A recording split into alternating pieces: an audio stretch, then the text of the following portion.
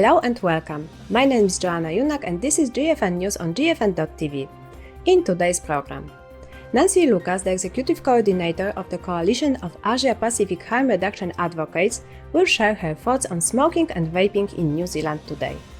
Will Godfrey of Filter will describe two significant research on the efficacy of vapes. We ask experts from the UK, New Zealand and India to share their thoughts on the issue of youth vaping in their countries. We introduce our new series GFN Voices, capturing the views and opinions of people who attended the Global Forum on Nicotine in Warsaw this June. And after the news, Brent Stafford of Regwatch interviews Lindsey Stroud, Director of the Taxpayers Protection Alliance's Consumer Center in the US. For the last of GFN News series of Country Spotlights, we are traveling to New Zealand. Since November 2020, vaping products have been regulated under the Smoke-Free Environments and Regulated Products Act 1990. Joining us today is Nancy Loucas, Executive Coordinator of the Coalition of Asia-Pacific Harm Reduction Advocates, CAFRA. Thank you, Nancy, for joining us. Can you tell us what the situation is with vaping in New Zealand at the moment? Okay, well, in 2020, the regulations for the Smoke-Free Environments Act passed, and it included the legislation around vaping products and safer nicotine products. So e-liquid, e-cigarettes, and heated tobacco products are legal and regulated in New Zealand. Sadly, snus and nicotine pouches didn't make that regulation, which didn't make a lot of us happy, but I guess they didn't understand. So that did not make the regulation. Now, the way it works with the regulation for vaping is there's a two-tier system. General retailers, which is a petrol gas station, supermarket, corner store, they can sell vaping products, but they can only sell the flavors of tobacco, mint, and menthol. We have specialist vape retailers, and they can sell everything. They can sell all the flavors, all the different equipment. You know, a person who smokes can go in there and they will get help and guidance and set up with the equipment and just carry on. Now, since that's been put into place, like I said, that got royal assent in 2020, and the regulations themselves have been rolled out over the past year and a half, 18 months. So now the regulations are fully in force. In the last year, the statistics have shown that over 100,000 Kiwis, New Zealanders, have actually made the switch from smoking to vaping. So that's the status of vaping in New Zealand with regulations. Smoking, obviously, we've had 100,000 people switch, so the rate is going down. If things keep up the way they are going now, we have a goal here in New Zealand of 5% or less of the population using combustible tobacco. If it carries on the way it has been, we will meet that goal in 2025. Is the government of New Zealand supporting people to have better access to safer nicotine products? Well, you know, they've done the regulations. They have, the one thing that's missing is information, is public information. And there was a public service program that was supposed to be rolled out, and then COVID happened, and the money got reallocated to something else. It was the Vape to Quit program, and it was supposed to be a public service announcement program and a public information campaign. And right now, that's the number one thing that's missing. That's what we need. We have been asking about it. We have been trying to push for it because there's so much misinformation out there and so many people that just don't understand. Now, I do want to touch on something. One of the things that I didn't mention previously that I'm going to mention now is they are going to amend the Smoke-Free Environments Act, because there was a discussion about tobacco specifically and the need to reduce the number of tobacco outlets that were there now that we had the vaping regulations and people had an option to go to vape. So by the end of this year, a couple of things are going to change. Nothing relating to vape, but all to tobacco. The first one is they want to limit the amount of tobacco retailers that are out there in New Zealand. The second one is the they want to implement a smoke-free generation, which basically means that people born in 2009 and later will never be able to legally purchase tobacco products. It doesn't include vape, it's tobacco products. And then the third thing, which is again contentious, is the implementation of all combustible cigarettes in New Zealand as of, I believe, 2027 will only be very low nicotine cigarettes. So those are some of the things that they're doing on the tobacco side with regards to helping, cut that down. But like I said, in the vaping side, what we need education. We need public education. And we also need public health and the Ministry of Health to step up to the plate and knock back a lot of the anti-THR people that are coming in now and talking about things. It's the same story that's been everywhere. Australia is in the middle of a nightmare right now with their ban, which is actually medicalization. And I guess that public health in Australia is really lobbying hard public health here in New Zealand to kind of coordinate the two systems, but they're so diametrically opposed. And the government here so far is holding the line with what they want to do because they understand that safer nicotine products is what's going to help them get to that smoke-free 2025 goal. But they need to get out there and they need to really push back on some of the lies and some of the propaganda and educate the public so people understand what this is and why they've done it. Looking at the regulations in place and the information that is available to people, do you think people will want to switch and use safer nicotine products? Yeah. I mean, here's the thing. You're always, in any country, in any group, you're always going to have a small group of people that like to smoke and will always smoke and do not want to stop smoking. That is already been, I guess, calculated in the regulations and in the plans going forward. So that's the 5%.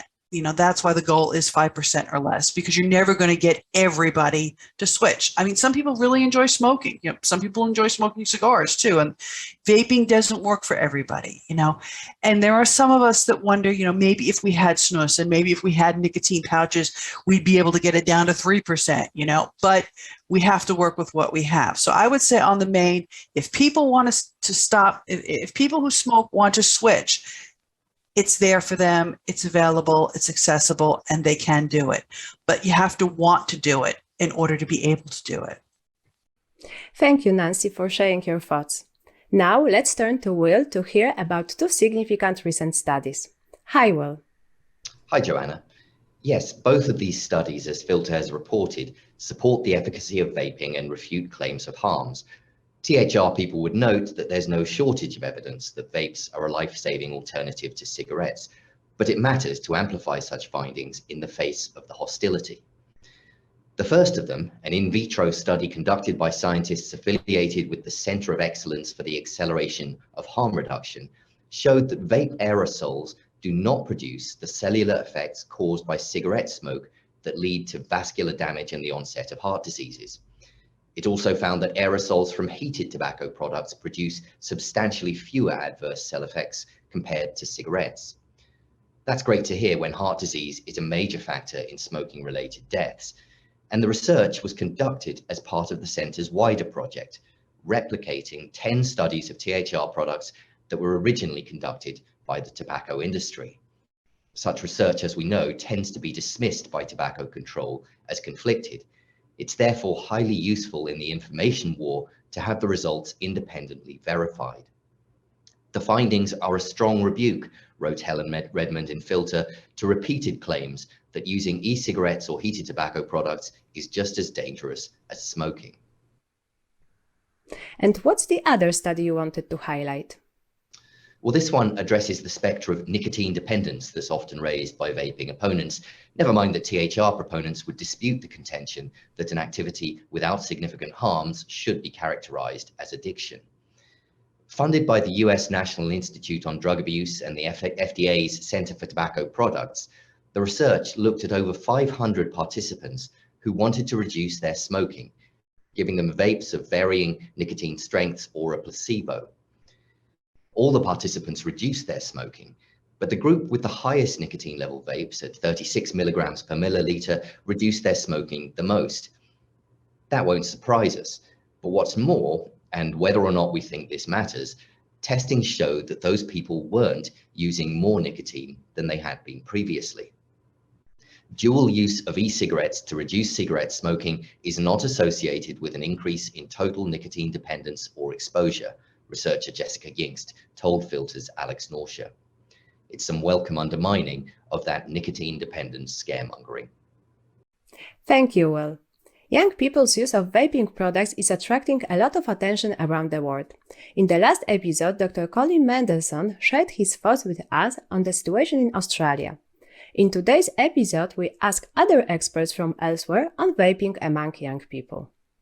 First, John Summers, consumer advocate from the UK, shared his thoughts. I think the first thing we need to clear up here, vaping already is regulated. Certainly in Europe and in the US, both have legislation that restricts the sale of nicotine-containing products to persons over the age of 18 years. It also prohibits proxy purchase, so nobody should purchase a nicotine product and give it to somebody who's under the age of 18. So if we have a problem with under 18s using this, we have two issues. One, the existing laws are not being policed. Two, parents aren't parenting.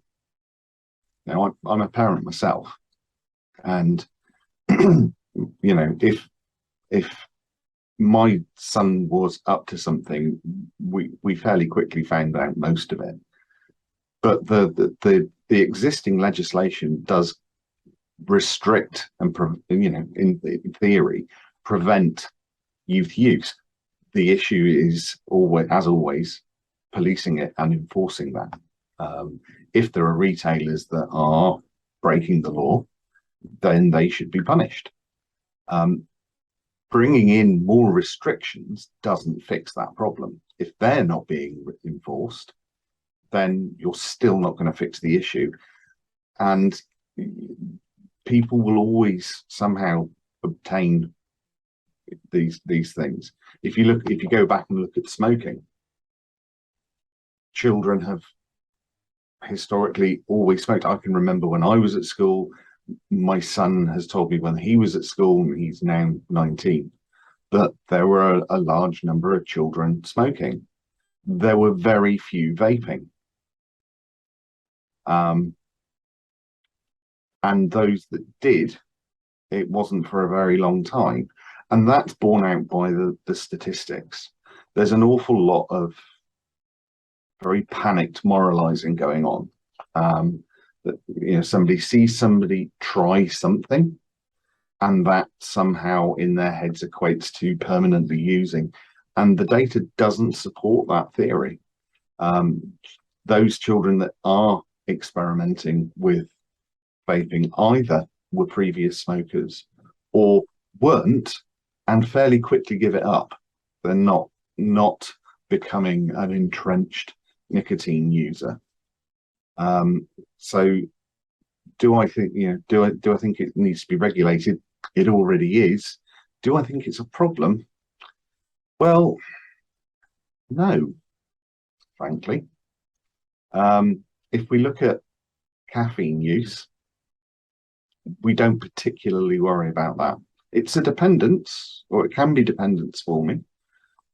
It's not an addiction, because it's without the serious physical and mental harms. And the same thing goes for nicotine. In fact, in a lot of respects, nicotine is actually safer than caffeine. And it has uses, it has beneficial properties for some people, in terms of improving attention and mood in people who are neurodiverse. There's a whole load of things. So whether or not somebody chooses to use a substance really isn't the issue. The issue is how is it delivered, and is it delivered safely? Now, we already restrict the sales, but we need to be rational. If we're talking about someone that if they didn't access a safer product, was going to smoke, which is already happening. We haven't removed the dangerous product from the market. That's still on sale.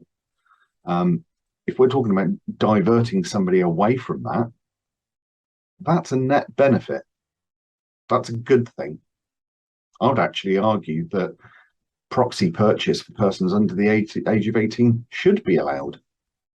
If you've got a child who is smoking, at the moment it is illegal to divert them onto a safer product. And that's nonsensical, given that in most countries, certainly again within Europe and the US, a 12-year-old child can purchase nicotine replacement therapy over the counter. No questions asked, no prescription required, no adult supervision needed. And there's no concern about that nicotine. No one's going to follow them up. Nobody's going to check on them. So we're kind of panicking about something that is quite clearly, and those those age restrictions were set a long time ago. So we're creating a panic over something that we've already legislated for in two different respects, and one of them has a far lower age limit. There's some quite odd thinking going on. Of course, that's being stimulated by prohibitionist and absolutist thought patterns. But overall, if we're getting people away from the harmful thing, which is combusted tobacco, then overall that is a net benefit to society and to the individuals. We also asked Nancy Loucas from CAFRA whether vaping among young people is a problem in New Zealand. Let's hear her answer. It depends on who you talk to. Again, going back to those, I call them the detractors, the people that are very anti-nicotine and anti-THR. They, and this is also why the government has to come out with this information campaign to educate people, because there are a lot of lies out there. Now, when we talk about youth vaping in New Zealand, we kind of have to, all right, there are some people, that believe there's a vaping epidemic, and it's a teen global vaping epidemic, and it's everywhere. But when you look at New Zealand and you look at the statistics, I don't have a problem with that word today, and you look at the statistics, okay, what's happening is the people that are very anti-vape or anti-THR, they do the usual. They conflate ever use with daily use. But the statistics in New Zealand, which the public health officials and the Ministry of Health do not have a problem with, is that, now let's see, in 2021, 1.1% of 15 to 17-year-olds smoke, okay? And 5.8% of 15 to 17-year-olds vape. Now that sounds like, wow, that's a lot. However, the thing that a lot of people aren't taking into consideration is that Maori students and our Indigenous people are the ones that have the highest smoking rates in the country. The Maori students led the way with a massive 40% decrease in daily smoking rates since 2019, and only 3.4% of those people smoked in 2021. So when we look at the stats as a big picture, we say, no, we don't have a youth vaping epidemic. What's happening, and Ben Udan explained this very well in his presentation at the e-cigarette summit, is that the people that were smoking are now vaping. It's not that people are young people are picking it up and using it regularly and getting addicted. No, we do not have that problem in New Zealand. If you were to look at some of the articles that are put out by the detractors in the media, you would think, oh yeah, but no, when you look at the actual statistics, no, we do not have a youth vaping epidemic in New Zealand. Last but not least, Samrat Chowdhery, a leading consumer advocate from India, tells us what's happening in India among young people. So we live in an internet age. You cannot hide facts, no matter how much propaganda you try to spin up, right? So people are being able to go on the internet, see what is what, see that vaping, for example, is much less harmful than smoking, no matter what the government says. So young people, at least now, in my view, we don't have real data here, but I can see what's happening on the streets, if those who are going to experiment with nicotine today are experimenting with vaping, not with smoking. And I think that's a welcome sign. There are a lot of red flags and signals being put out. Okay, this is the new epidemic. But, we know studies upon studies are showing that there is common liability. These same kids would be experimenting with cigarettes, which are far more addictive and deadly. So I would rather have teams experiment with something less harmful, which is not to say that I would want them to experiment with nicotine, but if they are going to, and if they have the propensity to experiment, then they would at least do something less harmful. So I see, at least in urban India, that there is an inclination among the youth to experiment, if they're experimenting with nicotine, then with vaping, rather than smoking, irrespective of the ban. Also keep in mind that the ban is not effective in that sense. What it has done is push the whole market underground. So while we could have had a regulated market, which was responsible, which had checks and balances, now we don't have that. And that is a cause of worry to an extent. In June, after being online for 2 years due to the pandemic, we met again in person at the Global Forum on Nicotine in Warsaw. We captured the views and opinions of people who attended the conference in our new series, GFN Voices.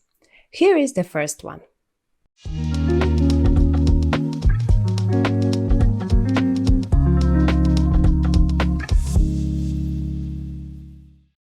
The strapline for this year's event is tobacco harm reduction, here for good. Yeah, Do you think it is here for good?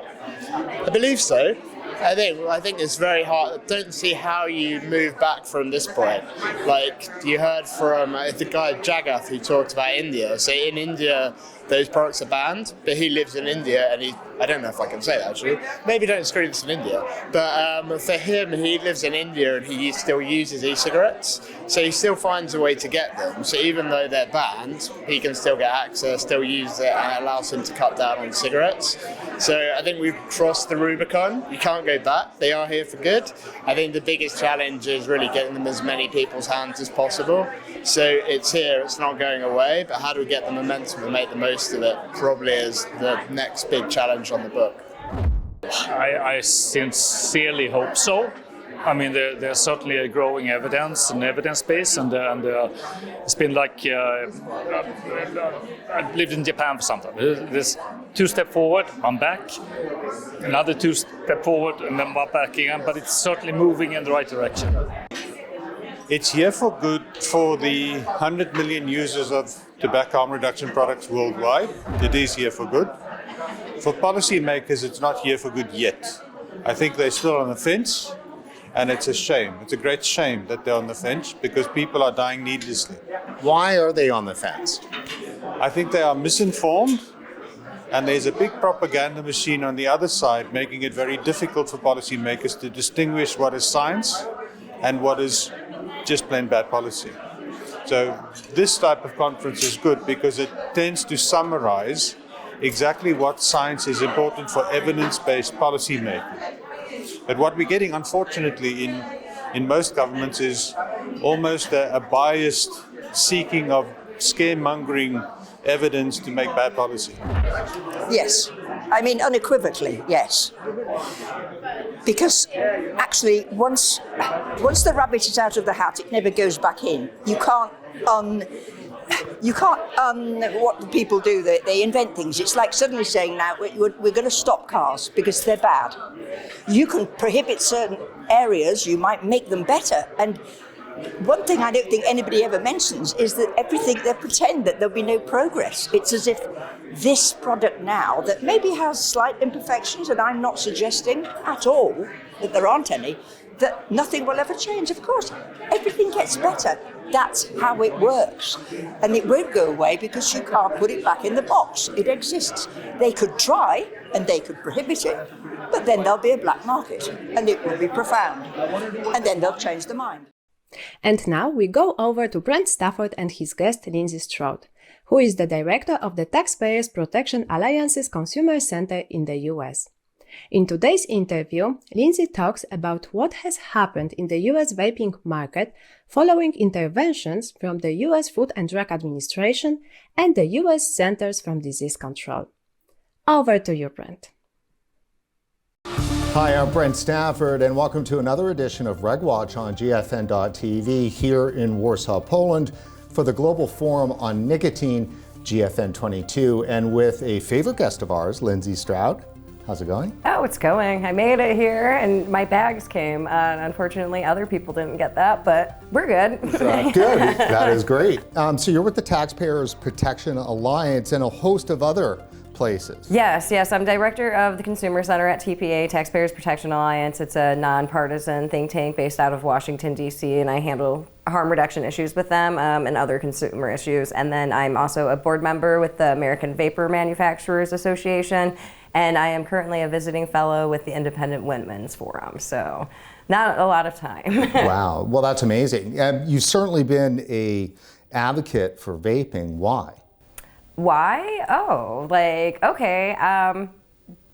Back in 2016, when I was still at the Heartland Institute, I was smoking and they had me, hey, work on our, vaping portfolio. And I was a former staffer, so it was really intriguing to see all of these small businesses having to get a civics lesson pretty much in government because they were getting, attacked by state, federal, local lawmakers, but then you had to bring in the courts to it. And it was kind of amazing to see this consumer product and these people just trying to help people quit smoking and how much the government was attacking. So I kind of just fell in love with it and fell in love with the people. And then I really have a disdain for lawmakers. So, educating them on stuff they don't know is kind of a fun perk of mine. Now that group of small business owners and people who work in that industry, where do they stand now today in the U.S.? Oh, it's uncertain territories. You're like talking about the vape shops. Yeah. Right now, with the pre-market tobacco applications, everything's kind of in limbo. They were due back in September 2020, and then all these small e-liquid manufacturers had about a year that they could still be on the market without FDA authorization, and then the FDA blanketly denied almost 1 million flavored e-liquid products, and so they all moved to synthetic nicotine. Well, Congress earlier this year passed a law allowing the FDA to regulate synthetic nicotine as a tobacco product, so we had to do PMTAs 2.0 is what I call it, and they have till July right now, so it's in a limbo period, and you still also have about you have hundreds of thousands of applications that are still pending too with the FDA, so they didn't get authorization, but they also didn't get denied, so it is a regulatory limbo. Now come July 15th, I think that's the date, isn't it? Yeah. For the FDA to actually have to decide on something. Now, because it's not a court case, and I don't want to be quoted on this, I don't think that they're so stuck to that deadline as they were with the September 2020 deadline, because that was tied to the the Oregon organizations is what I call them, going after the FDA for not doing their timetable right with PMTA applications. Yeah, that's right. I mean, I don't think a lot of people always recognize the fact that it was, the diehard anti-vaping groups led by the American Pediatric Society that forced the FDA into this timeline. Yeah, the FDA actually in 2017, the FDA doesn't really have the capacity. If you look at, just the way that their funding works, and they actually had to hire a bunch of people before 2020, but they were kind of recognizing harm reduction back in 2017, and that's where they were, kind of gave lower priority to those products, and that it was going to be 2022 when the actual application was, and so the deadline got pushed by 2 years. Now we're looking at, tens of billions of dollars overall in the U.S. marketplace. How much of that is going to move to the black market, do you think? At least 60%, if it hasn't already, because you're already seeing it in other states where they have black markets, but there's also just the counterfeit products that you also see at C-stores and stuff, that there's not really a lot of oversight in there, that I always go back to Eon Smoke, and you had one of the companies that was actually working with customs to try to get these products off the market, but it's going to be all black market. You can't close that door. And what's going to happen to all the vapors? Not to mention the smokers that, are going to lose the potential of vaping, but we're talking about former smokers in the millions that now vape, that are they going to have their devices and their juices yanked away from them? Well, I think they're still going to be able to have their devices. I just don't. I worry for the small business people that built, this vape shop, and especially if they're playing by the rules. They're subjected to fines if they're selling non-FDA authorized products. So I mean, I know there's been some clever ways that people are kind of going around with it, like whether it's, just selling liquids only and then maybe having nicotine on the side. But thankfully, this industry does have a lot of the small business owners are so dedicated to the fact of helping people quit smoking that they're not going to. They will, stand to be arrested, which nobody's going to get arrested, but they will stand to have a lot of fines just to keep helping people quit smoking. And it's really unfortunate that it's kind of going back to the prohibition days and speakeasies in a sense that you're going to end up having, and probably some weird shops. I've talked to somebody in one state that they talked about, switching everything, saying it was CBD, and, to kind of do a workaround. And I'm not endorsing that, people, okay? So do not take that as like free legal advice or anything.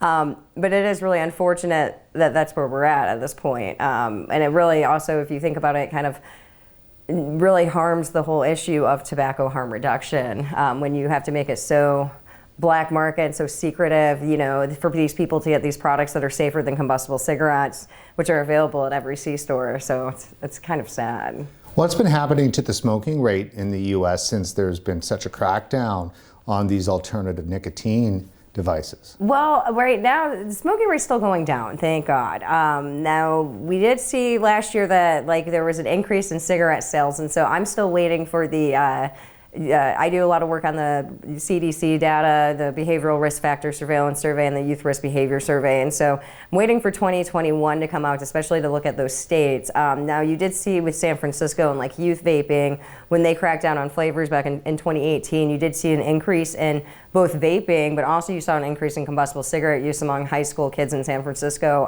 from 2017 and 2019. And there is that real possibility that you kind of see it. And we're also, if you think about right now, we are in it's a bear market officially. We're probably heading for a recession. And so I think that's going to also impact what you're going to see on smoking rates, because you saw it in 2011 when smoking rates went back up for some reason. Is the U.S. a mess? Yeah, it's pretty safe to say that one. The regulatory agencies with how e-cigarettes are regulated is a mess. The FDA doesn't have the proper tools to be able to even promote tobacco harm reduction. And it also seems that they're so busy trying to save the world. We're sitting here, they want to ban menthol cigarettes and flavored cigars now, and kids aren't even using those. You have lowest level of smoking rates among youth, and you do need to address youth use of e-cigarette products, but you're sitting here worrying about menthol cigarettes. So I don't really know exactly what the FDA and our public health agencies are trying to do. It's definitely not offer adult options that are not quit or die or pharmaceuticals. What's the mentality, do you think, that's driving these efforts to eradicate nicotine use? Well, they don't want to eradicate cigarettes. Nobody's talking about getting rid of cigarettes. I think that there's a lot of money to be made in treating people with smoking-related illnesses, and also in the States. I think the United States probably is one of the, when you think about globally, yeah, you have some countries that do have monopolies and they have state-owned tobacco, companies, but I think the United States is really, depends on tobacco and combustible cigarettes, whether it's, settlement payments from the 1998 Master Settlement Agreement or tobacco taxes. And there's a lot of money in that. So I'm reading here a Wall Street Journal story from just the last day or so. Biden administration to pursue rule requiring less nicotine in U.S. cigarettes. Yeah, but they can't go down to zero. That's in the Tobacco Control Act. You can't completely eliminate nicotine. But yeah, they want to do less nicotine, and that is they've only approved one of those cigarettes, and they don't even know what the market is. I think it's only going to go out into 3 markets at first, so you don't even know really what the efficacy is of it. Yeah, the FDA denied millions of vapor products that had been used by people for at least 10 years. So I think honestly it's just fodder. I think it's vaping. Oh, we got to do something about vaping. Oh, we got to do something about cigarettes now. And I think Biden's kind of throwing that into his policy, not necessarily even addressing smoking. It's just part of the moonshoot, or that's moonshot. Moonshot, yeah. So he's anything to get him away from inflation and gas prices. So in a way, isn't this just tinkering around the edges? Yes. Well, yeah, the FDA, it's really unfortunate right now. It's June 2022. We've had 6 applications approved for e-cigarette products out of millions. And also, e-cigarettes came to the United States in 2007. So it's like, you've had 15 years of people using these products, and it's still not good enough for the FDA. Consumers actually using them, consumers quitting smoking, using these products, and it's really sad. Now, I notice you used the term consumers, and that is used, not a lot, but it's used. Why is it that maybe the advocates for vaping and the enemies of vaping seem to both, in some cases, ignore the consumer aspect? Because they hate people who smoke. But even on the advocacy side, though. Yeah. Yes, I noticed that when I first started. I was a smoker when I first started it. So, and you got the disdain, and you were looking at these people like, but you used to smoke. I mean, why are you coming after me? And I'm on the part with, I think it's great that tobacco companies are actually being forced to change. You do see that in the advocacy world, actually, that, we're not big tobacco and that this, we can't work with big tobacco. But I always looked at it like, you forced big tobacco to change to change their product portfolios. Just looking at the states, 2007 was the first e-cigarettes introduced, and it wasn't until 2011 when a big tobacco company got into e-cigarettes when Lorillard purchased Bloom. And then the next year it was Altria and Reynolds that had done their own e-cigarette products, and it's pretty amazing. I mean, when you think about big tobacco, these bogeymen, and wow, that these consumers change their product, but it would be anything in any other industry. If your consumers are going one way, you're going to do that, and you see it in other industries. You saw it with soda companies. They're offering a lot of reduced, lower sugary beverages. Even with electronic vehicle manufacturers, bringing consumers want safer products. It's kind of amazing with this space that the people who are, the companies that are responsible for the harms of smoking aren't able to bring up a new product. That there's this, and it would be like telling, Volkswagen, you can't make an electric vehicle, you can only use a gas engine. Is there no room in the heart of an anti-vapor for redemption for big tobacco? No, not according to them, which is unfortunate because everybody's been able to kind of skate away, and I think tobacco did. They paid their time, and they're still paying. And especially in the States, when you look at the master settlement agreement, and yeah, there is no redemption for them, unfortunately, and it's really sad because you start seeing that argument being applied to other consumer industries, and unfortunately, you're never going to have another thing like the master settlement agreement for any of the ailments that other goods might have, other companies might have caused, but. Do consumers of vaping products, in general, by and large, understand that they're a consumer group? No. I think some of them, yeah, but I don't think they understand how big and powerful they are and how powerful their quit smoking story is. I was a former staffer, and I have done, this year alone, a lot of state testimony and everything, and there's nothing more powerful than telling your lawmaker, I'm 55 years old, I smoked for 20 years, and I tried everything, and the only thing that was able for me to quit smoking was, raspberry flavored e-liquid at 3 milligram nicotine. And this is the device I'm using. I mean, most of them don't know it, and it's really sad because I saw it this year with lawmakers. I mean, they're still going out with popcorn lung.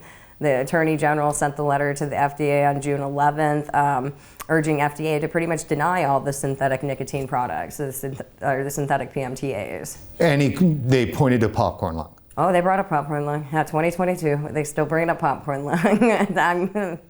Which is kind of sad that our organizations, that we haven't been able to change that narrative yet, especially when you look at the anti-groups. So, they all have the buzzwords, and if you follow LM Stroud 89 at Twitter, you can see me live tweeting some of these hearings, and it really just gets really boring when they start coming up, because it's like, well, the guy sat there and said the same thing 5 minutes prior. They have all their buzzwords, lifetime addiction and nicotine,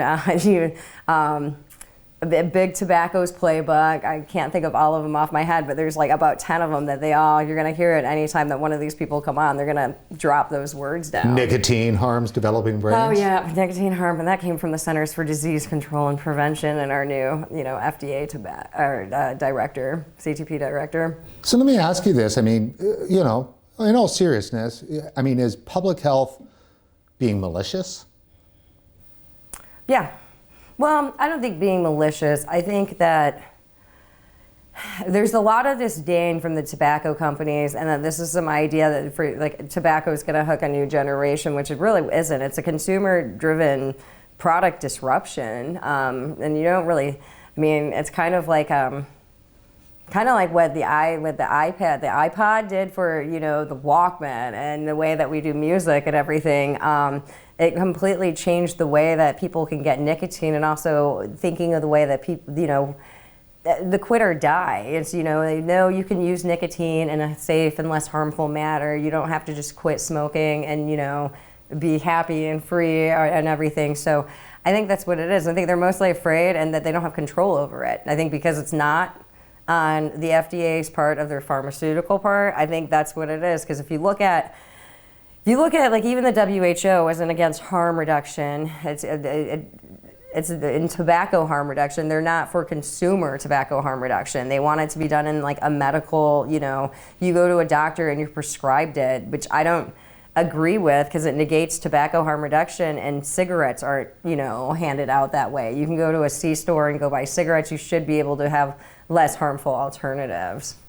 When I quit smoking, when I looked at vaping at first, evaluated it in 2015, to consider quitting smoking, 2 packs a day, the key thing that I looked at was the availability and sustainability. I literally stood in a vape store and looked at all these hundreds of different flavors, and I went, okay, this is going to be around. I can trust that this will be here. Yeah. And in Canada, like, stores are closed. Yeah, I know. We wrote on your guys' consultation, and and you guys always look at United States. I really hate that you've allied, the shot heard around the world, and we have to ban everything now. Yeah, that is sad. That's what I looked at vaping too. Thankfully, I do know people, so if I have to go into the black market, they can help me mix flavors, and I think that's what I have to be for people, unfortunately, in some states. But we have states that have banned flavored e-cigs. They can still get them. It's just I wouldn't really trust them. I mean, these are not issues that an upright, and respectable consumer should have to deal with. No.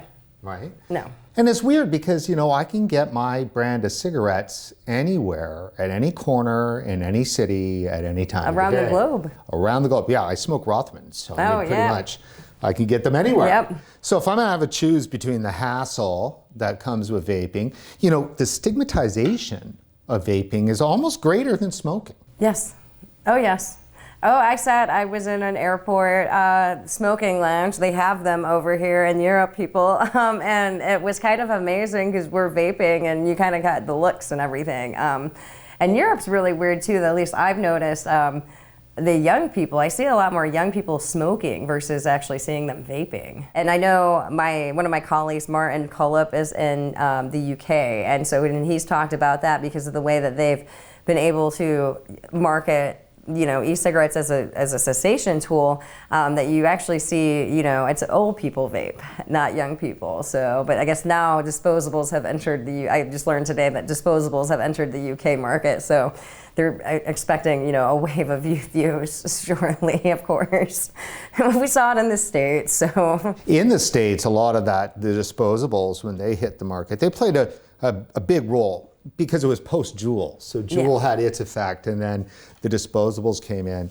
That has led to a lot of state action. And you've been, embroiled in a couple of them. There was Connecticut, and then Colorado. Colorado was the big one. That was the one that everyone kind of, Connecticut was going on for years. So, I mean, this was I think the 4th time that and they had actually gutted it out, that it didn't include menthol cigarettes, because it started as a full flavor ban. So, menthol cigarettes, cigars, e-cigarettes.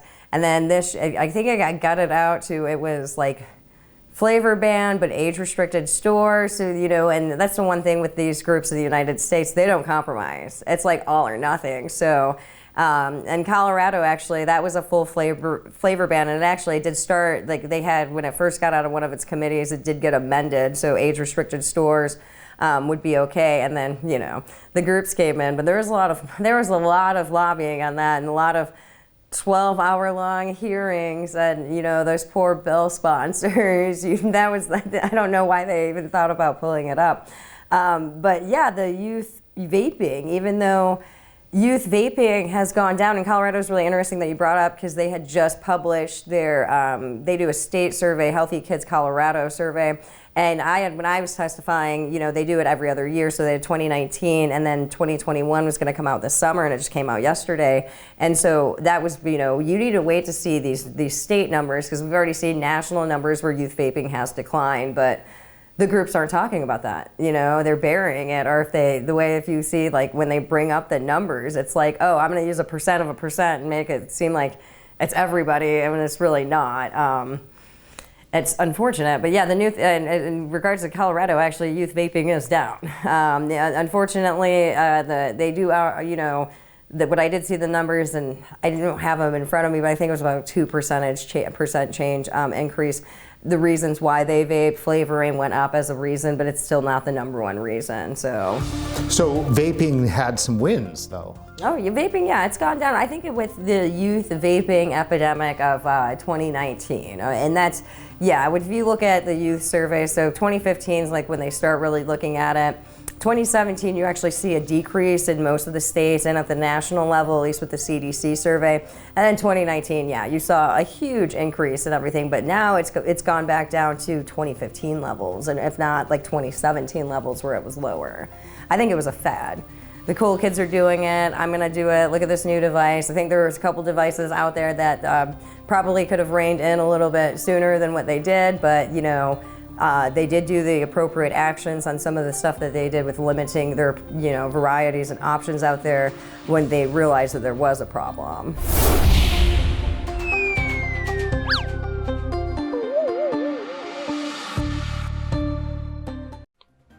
That's all for today.